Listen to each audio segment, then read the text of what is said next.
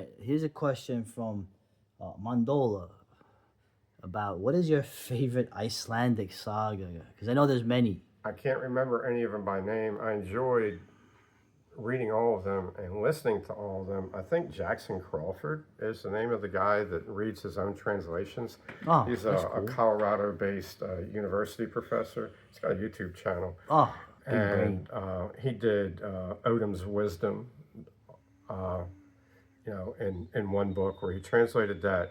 My favorite story is this one where they're going to what would have been a carnival 200 years ago that I guess would now be like a flea market today. Okay. And each of the chiefs would have, because they were merchants, they weren't just warriors, they were also merchants and they were slave traders, and they would bargain for marriages. And there was a murder that took place in this booth, and the way the booth is described, it's open on the front. It's a little temporary tented hall, and it's got benches in it. Oh, that's And there was this extreme act of violence in there that had to do with like some kind of marriage negotiation that broke down. But I'm not worthy of analysis or any of these things because I haven't read them enough to remember the names of them, and I seem to have almost an allergy to Nordic languages, being able to remember anything, which is even worse than my spelling allergy to anything that came out of French language. It probably has to do with the fact that my Irish ancestors were enslaved for thousands of years by these you're not gonna by like these Norsemen and then the Normans. you're not gonna like the elf race. Right. Yeah. So I don't know, but there's nothing really more bleak. Skallagrimson, I think, is the name of the one hero that was a berserker. I really liked him. Don't know the name of that story.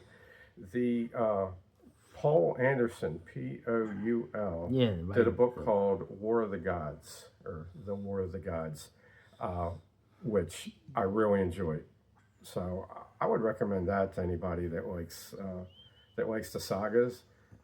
Now, I want to ask you a real question. The Eddas, the Eddas, are those the Icelandic sagas or are those something different? I don't know. And I've read them and I've listened to them, and the part that really sticks out in my mind was the witches mocking Odin over and over again, calling him All Father when they remind him that he gave up his eye, All Father, and it's just so bleak. The Nordic stuff is so incredibly bleak. I remember that really as a like kid. it, Yeah. and I will read or listen to.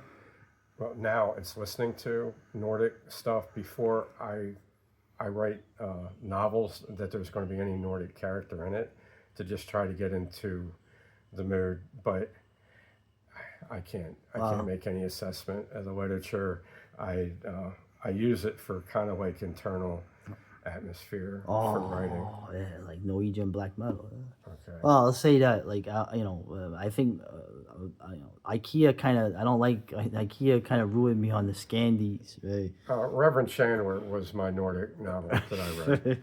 Okay, it's about like neo-Nordics in the future of an Ice Age America fighting against a mudslide. Well, I bet you one thing that those Neo-Nordics probably had a lot of Italian blood in them, so I bet you.